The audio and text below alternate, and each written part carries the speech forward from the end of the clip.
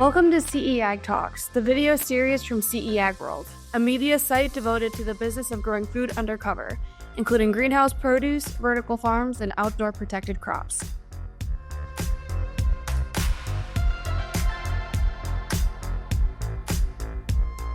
Welcome back to CE Ag Talks. Today I'm with Chris Veillon, Vice President of Marketing for Topline Farms, a vertically integrated, family-owned greenhouse operation headquartered in Leamington, Ontario.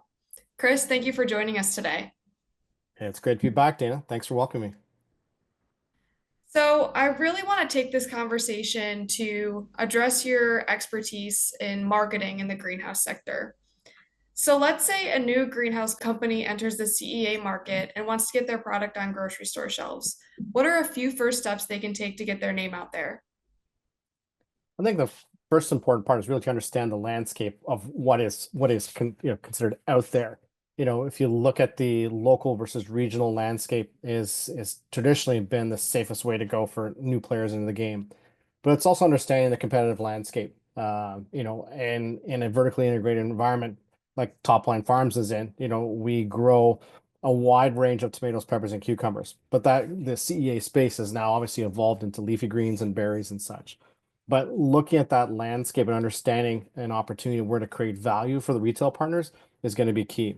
Whether it be, sustainable packaging, unique product offering, reduced food miles, or just basically filling a void that the retailer may have in his surety of supply. So that first conversation is really with the local retailer and their produce managers to understand how you can help reinforce their value proposition from sourcing from a local supplier. Great.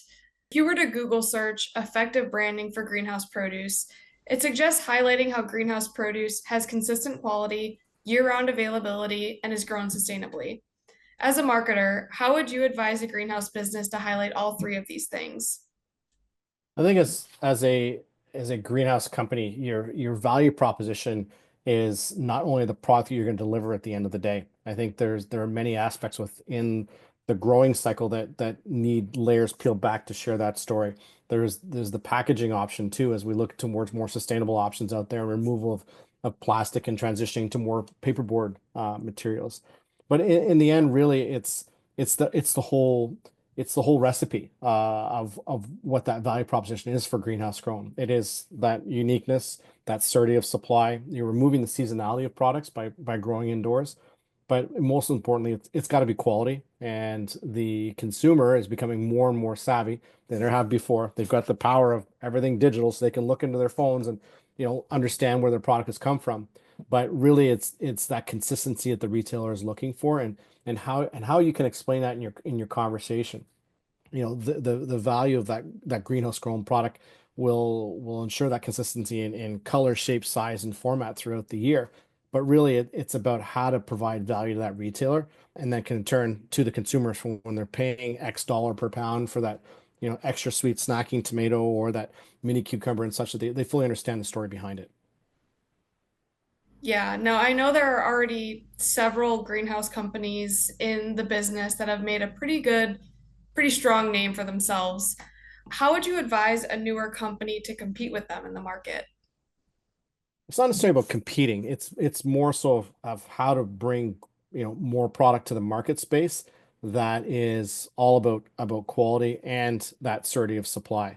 There are many options at retail. If you look back 10 to 15 years ago, there were only a handful of brands in produce. Most people would think of Dole, Del Monte, and Chiquita. Fast forward to today, there are literally hundreds of produce brands as you walk through your produce aisle, everything you can think of.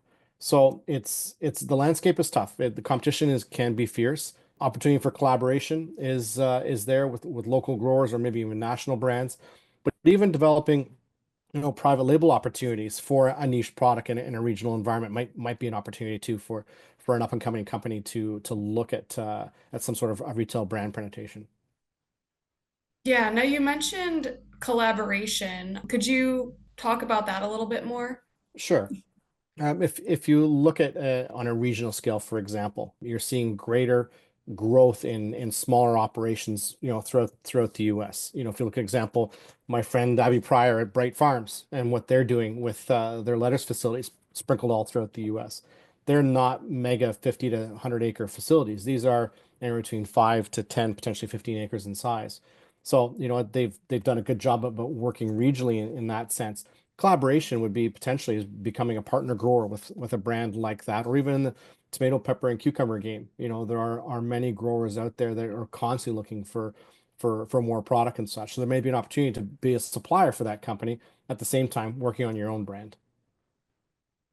Great. Well, Chris, thank you so much for taking some time out of your afternoon to talk with me about marketing tips for greenhouse growers. And I'm sure we'll talk again sometime soon. I appreciate the opportunity. Thank you.